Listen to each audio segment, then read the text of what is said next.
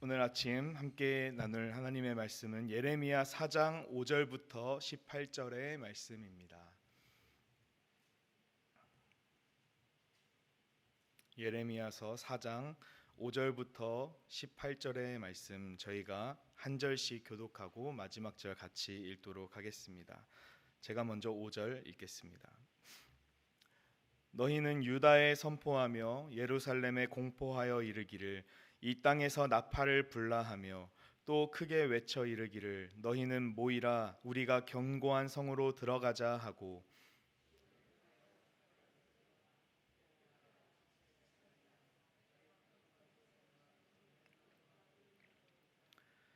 사자가 그 수풀에서 올라왔으며 나라들을 멸하는 자가 나아왔으되 내 땅을 황폐하게 하려고 이미 그의 처소를 떠났은즉 내 성읍들이 황폐하여 주민이 없게 되리니,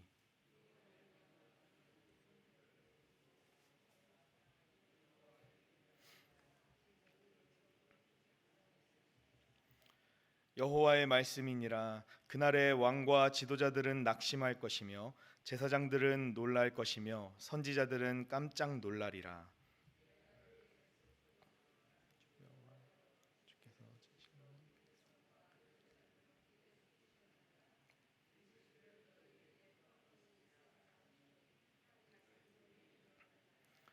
그때에 이 백성과 예루살렘에 전할 자가 있어서 뜨거운 바람이 광야에 있는 헐벗은 산에서 내 딸 백성에게 불어온다 하리라. 이는 키질하기 위함도 아니요 정결하게 하려 함도 아니며,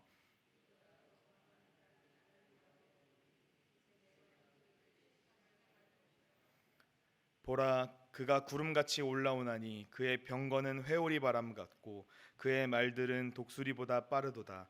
우리에게 화 있도다. 우리는 멸망하도다 하리라.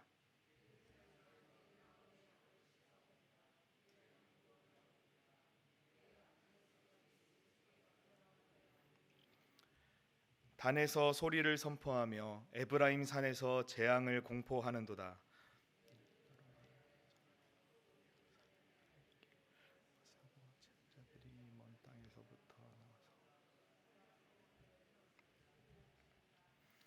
그들이 밭을 지키는 자 같이 예루살렘을 애워싸나니 이는 그가 나를 거역했기 때문이니라. 여호와의 말씀이니라. 내 길과 행위가 이 일들을 부르게 하였나니 이는 내가 악함이라. 그 고통이 내 마음에까지 미치느니라. 아멘.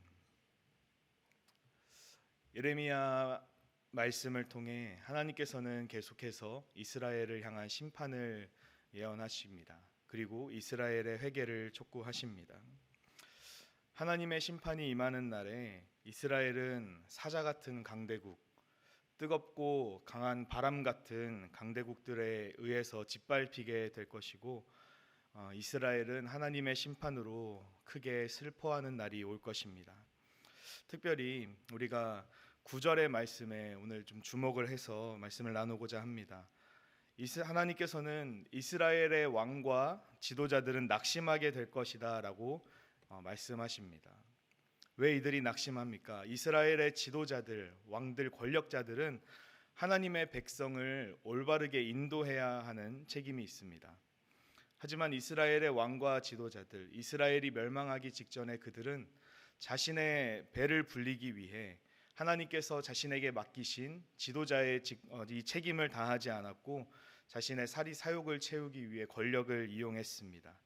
그 결과 이스라엘의 백성들은 하나님의 백성으로서 정체성을 완전히 상실해 버렸습니다. 하나님께서 맡기신 일을 감당하지 않은 지도자들은 심판의 날에 하나님께서 그들을 심판하실 때 어떠한 변명도 하지 못할 것입니다. 자신들이 믿지 않았던 하나님의 심판이 닥치는 그날에 그들에게 남은 것은 낙심하고 슬퍼하는 것입니다. 세상의 지도자들이 낙심하고 슬퍼한다면 영적인 지도자들이었던 제사장과 선지자들은 깜짝 놀라게 될 것이다 라고 하나님께서 말씀하시죠. 그 이유는 그들이 하나님의 말씀을 맡은 자로서 백성들에게 하나님의 말씀대로 지도하고 가르쳐야 했지만 거짓으로 하나님의 말씀을 가르쳤기 때문입니다. 하나님께서는 예레미야 선지자에게 하나님의 심판을 경고하라고 하나님의 말씀을 주셨습니다. 그런데 예레미야를 제외한 다른 선지자들은 예레미야를 오히려 거짓 선지자로 몰아가면서 하나님이 우리한테 말씀하시기를 이스라엘 가운데 영원히 평안이 있을 것이다. 그런데 너는 어떻게 심판을 동시에 전하고 있냐? 우리는 하나님께 평안을 전하라고 하나님의 말씀을 받았는데 네가 거짓말을 하고 있다라고 예레미야를 몰아갔고 예레미야를 박해했습니다. 스스로 하나님께 계시를 받았다고 주장했던 이 거짓 선지자들은 하나님의 선택받은 백성인 이스라엘이 절대로 멸망하지 않을 것이고 하나님께서 끝까지 이스라엘을 보호하실 것이다라고 거짓 메시지를 전했던 것입니다. 특별히 하나님의 성전이 있었던 이 예루살렘은 절대로 무너지지 않을 것이라고 그들은 확신했습니다. 그리고 세상의 권력자들, 왕과 지도자들에게 이 거짓 메시지를 믿게 했고 그들이 안심하게 만들었습니다. 부패한 제사장들과 거짓 선지자들은 하나님께 회개하지는 않는 이 하나님의 백성들, 하나님께 돌아가려고 하지 않는 하나님의 백성들을 향해서 너희들은 안전하다, 너희들은 평안하다라고 그들을 속였던 것입니다.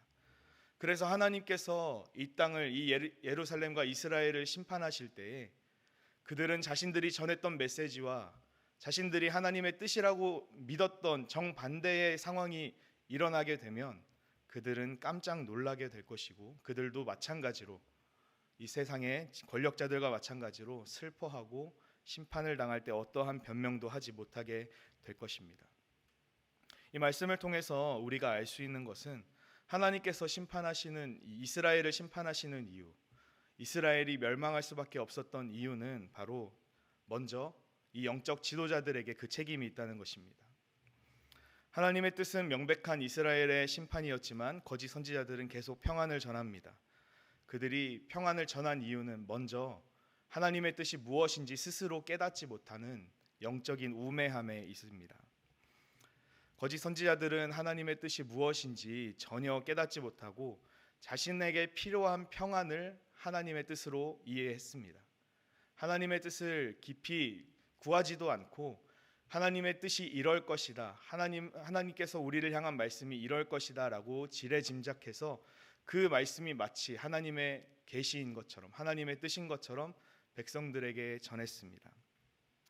그리고 그들은 자신들의 자리를 지키기 위해서 거짓으로 평안을 전했습니다. 하나님의 계시를, 하나님의 말씀을 받지 않았음에도 불구하고 하나님께서 이스라엘에게 평안을 말씀하셨다고 왕을 안심시켰고 왕이 듣고 싶어하는 말을 해주고 또 자신들의 자리를 지키기 위해 왕이 주는 음식을, 나라에서 주는 녹을 받아먹기 위해서 그저 왕에게 좋은 말, 사람에게 듣기 좋은 말들을 전하며 자신들의 자리를 지키는 데 급급했습니다. 그 결과 임박한 하나님의 심판이 실제로 다가오고 있다는 것을 깨닫지 못하고 사람들이 원하는 말씀을 계속해서 전하다가 심판을 당하게 될 것입니다. 그래서 우리는 이 나라와 민족을 기도할 때 항상 교회와 목회자들을 위해서 기도해야 합니다. 그 어떤 사람들보다 가장 영적으로 민감하게 깨어서 이 시대를 향한 하나님의 뜻이 무엇인지 분별할 수 있도록 말씀을 맡은 자들을 위해서 기도해야 합니다. 그리고 목회자들이 사람이 듣기 원하는 말씀이 아니라 이 세상이 원하는 말씀, 이 세상이 달라고 하는 말씀이 아니라 하나님의 입장에서 하나님께서 전하시고자 하는 말씀을 전할 수 있도록 사람의 눈치와 이 세상의 권력의 눈치를 보지 않고 하나님의 뜻만 순수하게 전할 수 있도록 이 목회자의 영적인 분별력과 순수성을 위해서 우리가 함께 기도해야 할 것입니다. 영적인 지도자에게 첫 번째 그 멸망의 심판의 이유를 찾았다면 두 번째는 역시 정치 지도자들에게 그 책임을 찾을 수가 있습니다.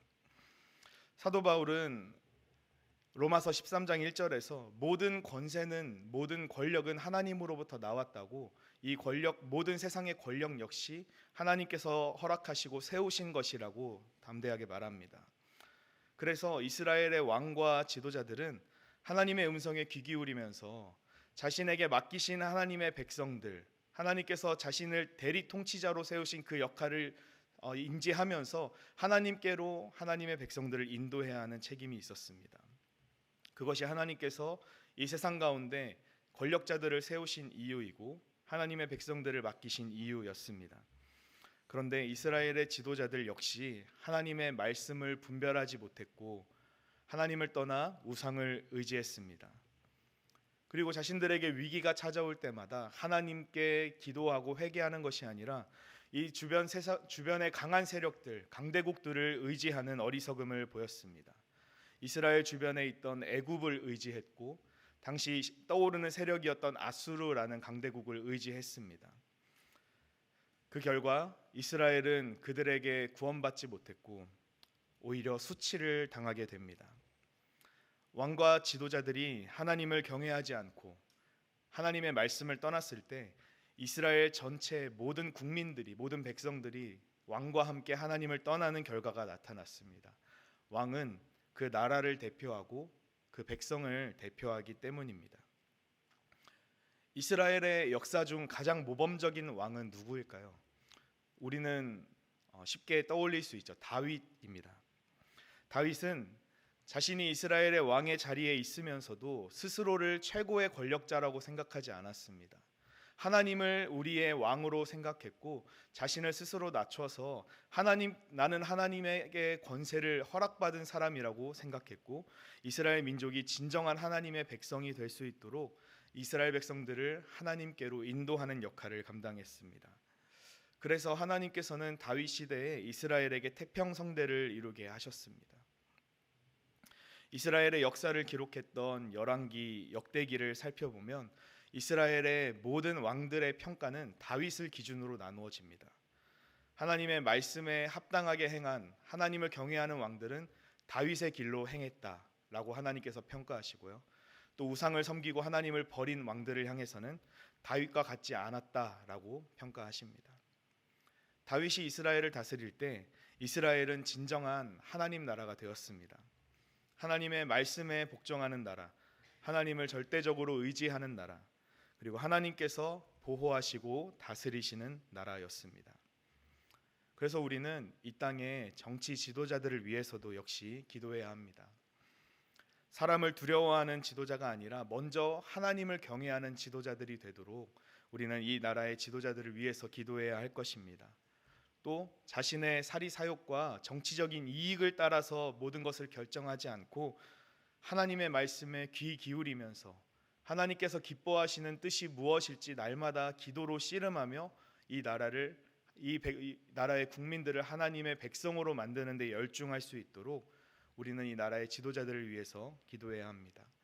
인간이 통치하는 나라가 아니라 하나님께서 이 나라를 사랑과 공의로 다스리시는 나라가 될 수 있도록 이 나라와 민족을 위해서 우리는 기도해야 합니다. 이 세상은 날이 갈수록 악해집니다. 죄가 당연해지고 죄를 부끄러워하지 않는 세상이 되어가고 있습니다. 어쩌면 우리는 멸망당하기 이전에 예루살렘과 같이 점점 더 부패하고 타락하고 있는 세상에 살고 있는지 모르겠습니다. 그래서 우리는 더욱더 이 나라의 지도자들을 위해서 또 교회와 목회자들을 위해서 기도해야 합니다. 주님이 이 땅에 언젠가 반드시 다시 오실 텐데 그 주님이 임하시는 날에 지도자들이, 교회와 목회자들이 놀라지 않도록 날마다 주님 오심을 기대하면서 소망을 품는 사람들이 되어야지 평안하다 평안하다라고 말할 때 아무런 일이 없을 것이다라고 말하다가 주님의 재림 앞에 두려워하고 놀라고 슬퍼하는 일이 없도록 이 나라의 국민들이 또 지도자들이, 교회의 목회자들이 예수 그리스도의 다시 오심을 기다리고 소망하는 자들이 될 수 있도록 이 나라를 위해서 우리가 기도해야 할 것입니다.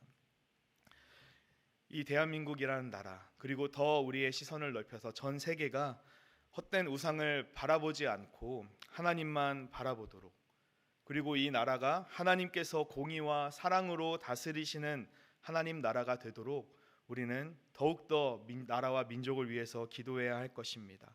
그리고 우리의 삶 속에서는 각자의 자리에서 우리가 지도자의 역할을 감당할 수 있도록 내가 속한 가정과 직장과 우리가 누구를 만나든 무엇을 하든 하나님의 사랑을 전하고 하나님께서 우리를 향해 베푸신 그 하나님의 뜻을 분별하는 우리 한 사람 한 사람이 영적 지도자가 되어서 우리가 있는 곳이 하나님 나라가 되도록 우리는 우리의 삶 속에서 거룩한 영향력을 나타내야 할 것입니다. 오늘 이 말씀을 붙들고 하루를 살아가시면서 하나님께서 나에게 맡기신 일들, 내가 속한 모든 삶의 자리에서 하나님의 사랑을 전하는 그리고 거룩한 삶을 나타내는 저와 정연의 모든 가족들 되시기를 바랍니다. 기도하겠습니다.